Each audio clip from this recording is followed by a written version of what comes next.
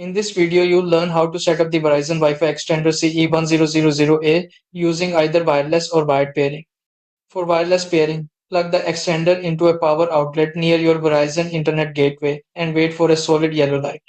Then, press and hold the WPS button on the extender for 3 seconds, and within 2 minutes, press the pair button on the gateway. Both devices will blink blue while pairing.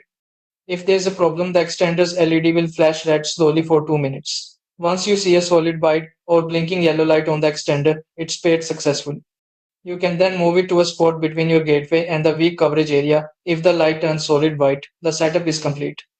For wired pairing, connect the extender to the gateway with an Ethernet cable, plug it into a power outlet, and wait for the lights to indicate a successful connection just like in wireless mode. Final verdict: the CE1000A is easy to set up using either method, and LED indicators make the process simple to follow. Do your own research.